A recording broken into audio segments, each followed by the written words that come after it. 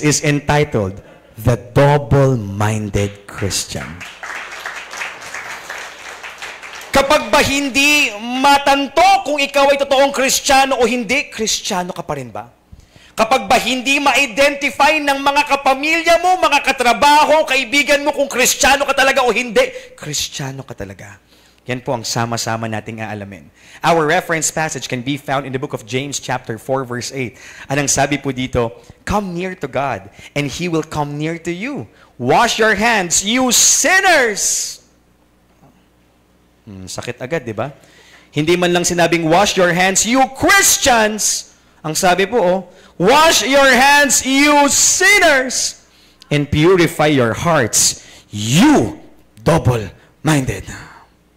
Our objectives for the whole month are the following. First, to study what a double-minded Christian. Sug sa pagmamahal. Paano nga ba tunay na magmahal? Sino nga ba ang dapat minamahal? Baka kasi akala po natin, puno tayo ng love. Hindi na natin namamalayan, ang nakikita sa atin ay hatred. Our topic for this Sunday is to love and to hate. Kaya ang Diyos ay pag-ibig. So, ibig din pong sabihin, kapag po nag-a-attend kayo ng Chosen Gen, ng simbahan po natin, physical, online, this is not the first time that you would hear me preach about love. Now, papang, ang Diyos. Pero sandali lang, bago mo ipagmalaking mahal mo ang Diyos, ang sabi ni Jesus, love the Lord your God with all your heart, soul, mind, strength. Kaya nga po, Pastor Carl, I love you, Lord. Okay na ba? Ano ba kailangan ko pang patunayan? Ang ibig kong sabihin, kung mahal mo talaga ang Diyos, bakit minsan, mas inuuna mo yung ibang taong kausap bago manalangin? Bilis-bilis mong tingnan ng chat mo kaysa mag-pray paggising sa umaga. Bakit mas mahilig kang mag-backread ng chat ninyo? Ex mo na yun kaysa magbasa ng Bible. Alam mo yun? Sabi mo, mahal mo si Lord with all your heart, soul, mind, and strength. Pero pinagpapalit mo yung Sunday service sa pag-attend ng mga piyesta. Kasi nga, sabi mo, favorite mo yung salad. Baka mamaya mag-uwi ka pa. Kasi nga, ang sarap talaga ng mga Shanghai na inahain nila. Kung mahal mo talaga ang Diyos, ilang percent? Kasi ang sabi sa Bible, dapat 100%. Hindi 70, hindi 50, ni hindi 99. Ang sinabi ng Biblia, 100. Ang problema kasi, kapag hindi mo binibigay yung 100% na pag-ibig mo sa Diyos, kahit sino, pwedeng kunin yung natitirang porsyento, magugulat ka na lang, wala na sa Diyos yung puso mo, nasa iba ng tao. This is the reason why people come and go inside the church. This is the reason why people would need God, would surrender their life to God, would actually be close to God, but after being happy with someone, with a career, with fame, with money, mawawala na. Why? Kasi nga po, yung pag-ibig na hindi buong ibinigay sa Diyos, sa espasyo po na yun, biglang may sumuksok, at yun na po yung mas nag-grow. Yun meet yung presence ni God. Kasi nalulungkot tayo pag hindi natin nami-meet yung love of our life. Amen! Nalulungkot ba tayo? Di ba nalulungkot tayo pag wala tayong nare-receive na chat, ba't hindi siya nag-update sa akin? Eh yung pag-update mo kaya sa Word of God, pag binubuksan mo yung Bible, nalungkot ka rin ba?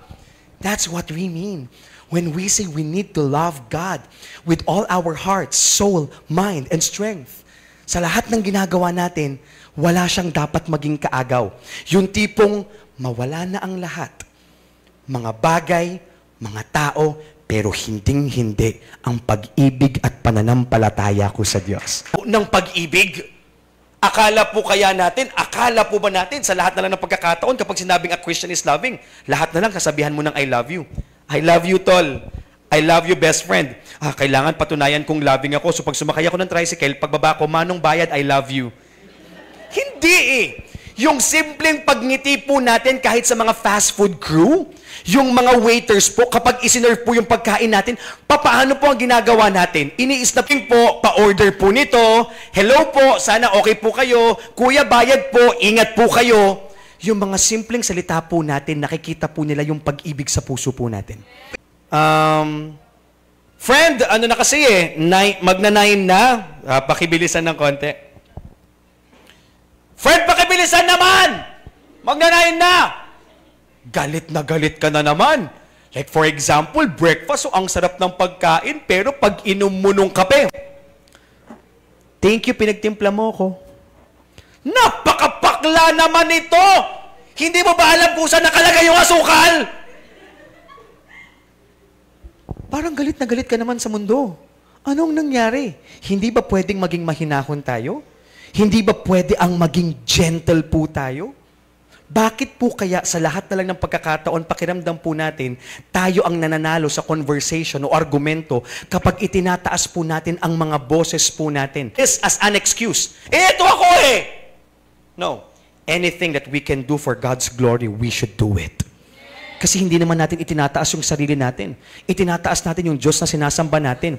At lahat ay natututunan kapag gusto nating mabago ang isang bagay. Amen?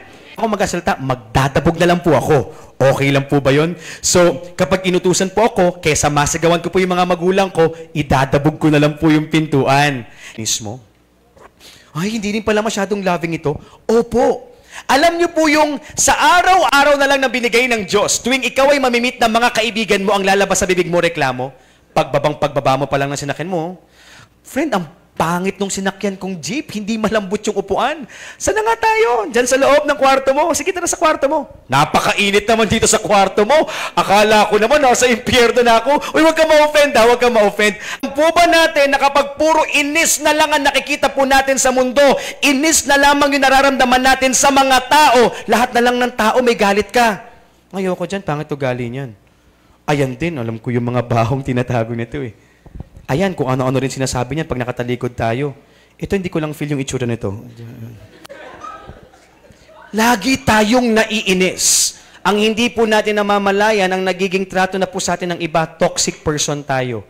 Tayo yung nagdadagdag ng bigat din na dinadala nila. Instead na tayo yung nagpapagaan ng kalooban po nila. Alam niyo po ba na may mga bagay na hindi mo na kasi kailangan pang sabihin?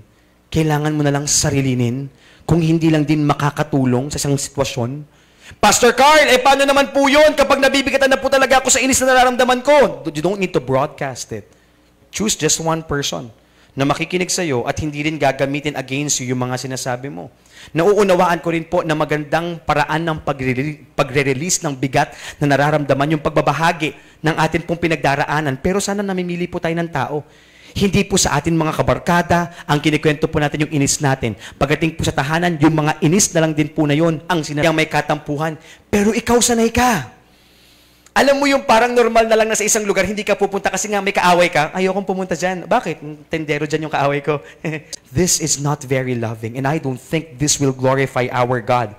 And another example, binibinbin mo ba ang pagpapatawad sa iba?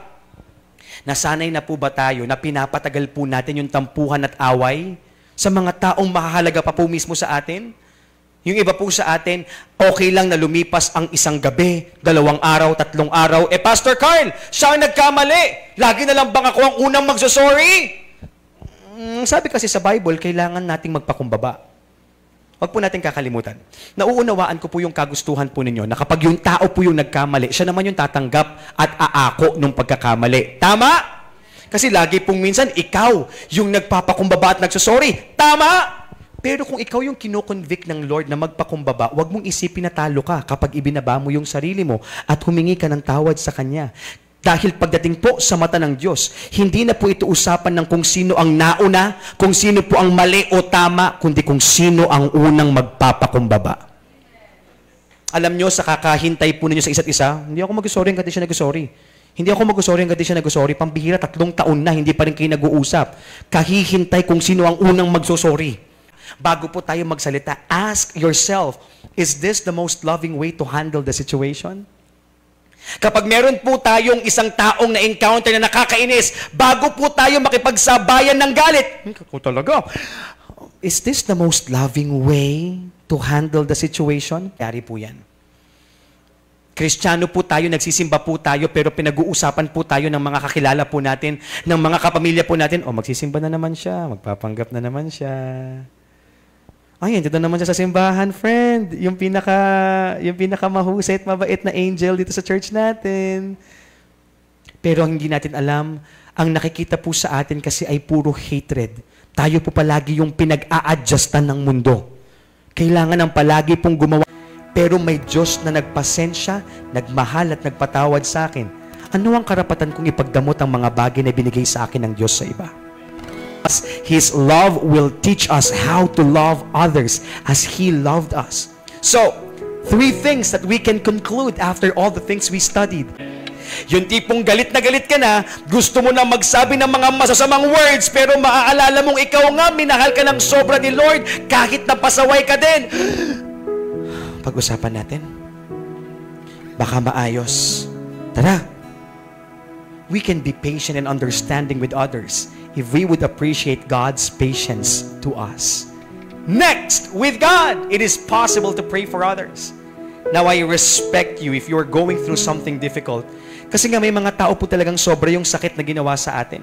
So, nahihirapan po tayong ngitian sila, batiin po sila, nahihirapan po tayong pakitunguhan po sila ng maayos. But if you cannot do those things, you don't have to force yourself. But one loving way that you can do is to pray for them. They always throw stones at you, pray for them. And let God bless you with the heart that you are pouring out to these people who are always causing harm to you. Lastly, number 3, with God, it is possible to forgive others. Pakiramdam po natin, mahihirapan po tayong magmahal sapagkat yung pagpapatawad nga hindi natin maigawad dahil po sa ginawa nila sa atin. Pero sa Diyos, kapag palagi po nating maiisip kung paano niya po tayong patuloy na pinapatawad sa kabila po ng ating mga pagkukulang at mga kasalanan, maaaring ito rin po ang pag-ibig na maiparamdam po natin sa iba para matutunan nating mapatawad po sila. Church, one thing I learned is, it's difficult for us to love because of the experiences we gained. Sometimes, it's difficult for us to love because we are broken. As they say, hurt people hurt people. Ang isang taong nasasaktan, mahihirapan talagang magmahal yan. At kapag yan nasaktan, maaaring masaktan din niya yung mga tao na pupunta, lalapit at makakasama niya sa buhay niya. That is why tonight as we end our topic, I want you to pray for a brand new heart. Are you broken? Were you mistreated? Were you shown hatred? Ikaw ba yung taong hindi minahal? Ikaw ba yung taong niloko? Ikaw ba yung taong pinaasa? Ikaw ba yung taong sinaktan? Ikaw ba yung taong minsang nakiusap na sana mahalin ka pero wala kang natanggap mula sa iba? It's not impossible for you to love others just because you were hurt. At hindi dahil nasaktan ka, sakit din ang ibibigay mo sa iba. Baguhin mo ang takbo ng magiging buhay mo. Baguhin mo ang magiging pakikitungo mo. Ang ipakita mo sa kanila ay hindi yung galit na iyong natamo, kundi yung pag-ibig na natanggap mo mula sa Panginoon. This should be the cry of our hearts. Lord, today, heal my heart and make it clean. Open up my eyes to the things unseen and show me how to love like you have loved me.